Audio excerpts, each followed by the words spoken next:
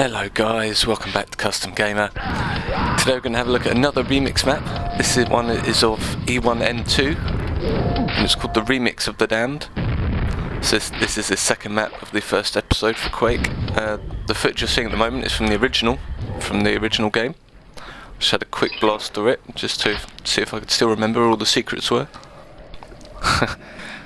So this map was, I believe it was made by Kell. I had a hell of a time trying to track down who the author was. I believe it was Kell. If anyone knows better, then feel free to correct me and I'll update the video. And this map also comes as part of the Quoth mod. So if you download Quoth, you've already got this map, basically.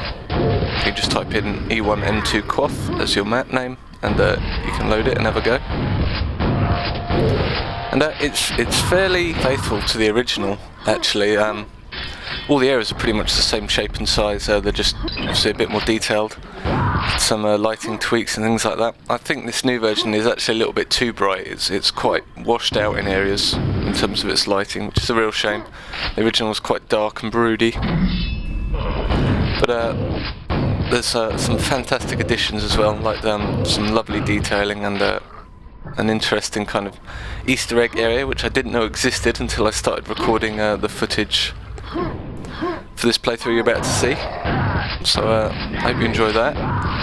It's not even listed as a secret, so it's a super secret. Alright, let's go and have a look, shall we?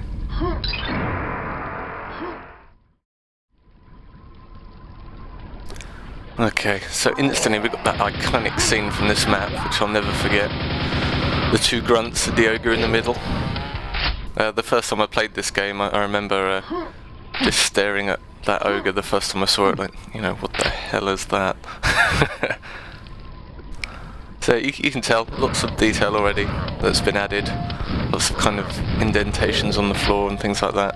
A couple more polygons used on the walls and things. And you got these great kind of glimpses into the outdoor areas of the map there.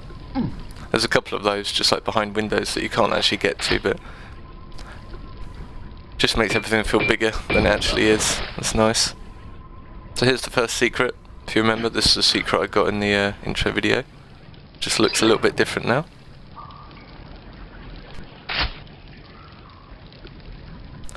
Seems to be a common theme in a lot of the id maps. Their secrets tend to interconnect quite a bit, which is quite interesting. It's almost like a separate level outside of the level you're meant to be experiencing.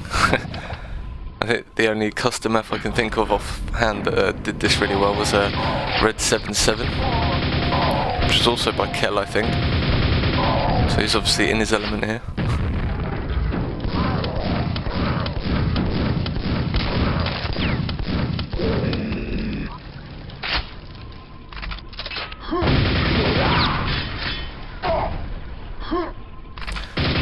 These rocket ogres are quite nicely used on this map, actually. A bit more of a challenge. I think these guys might have been overused slightly. I don't know, I'm still kind of on the fence about those enemies. I mean, they're kind of fun, but they can, if overused, they can be really annoying. At least for my tastes.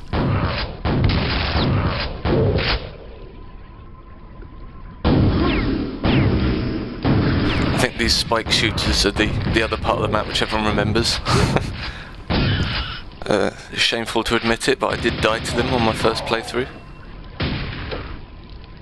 It's funny, you can actually just kind of, you know, just jump through them and you might get hit once perhaps, but if you actually take your time to avoid each one, it's actually a lot harder. Overthinking the situation. So I think this room's a lot bigger than it was in the original, which is nice because there's a lot more enemies to kill.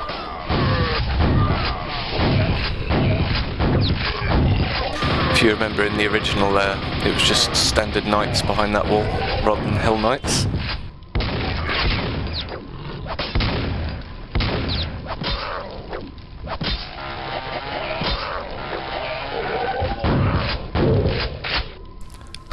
I was expecting the Hell Knight to win there, but guess not.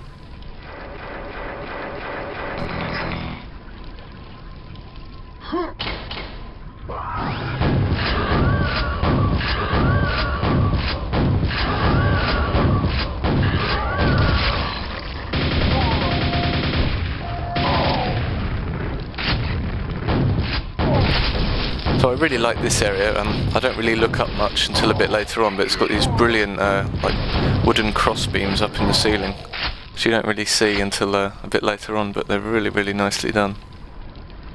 And here's where I derp completely. Yeah, I can live without the ammo, I think. Luckily it's not a secret. This is, however. I think everyone remembers that secret.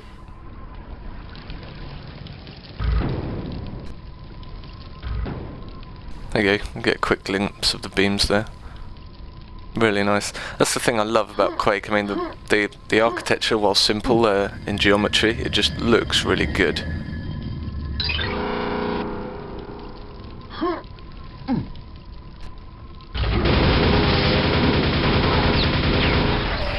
See, that's the quad damage secret in the original map.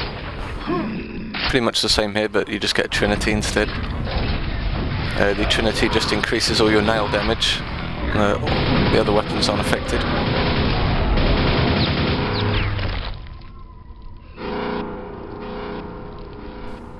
And in this area you had to fight fiends in the original.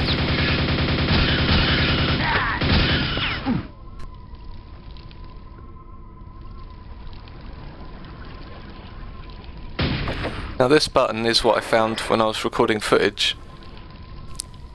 So this next area you're about to see is what I discovered. And I had no idea it existed until now.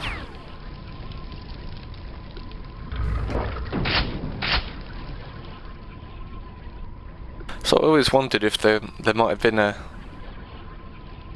outside area you'd be able to get to somehow. But again, this isn't marked as a secret area, so even if you collect all the secrets, you can still miss this. Unfortunately, it is a jumping puzzle.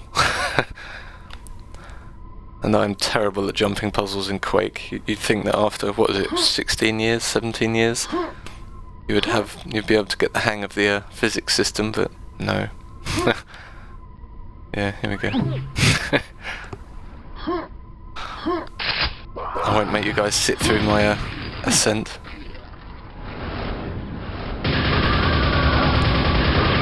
So that hammer I got in Quoth, it replaces the axe, I think. I don't know if it replaces it actually, but it's an alternative. It just does more damage, but attacks slower, I think.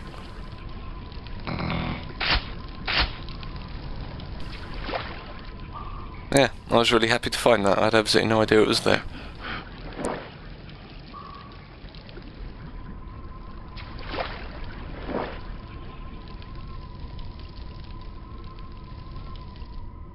Now we can go and clear out the end.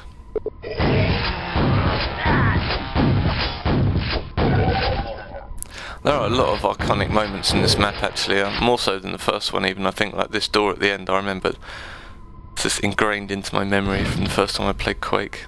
A couple of areas from this map, it's quite interesting.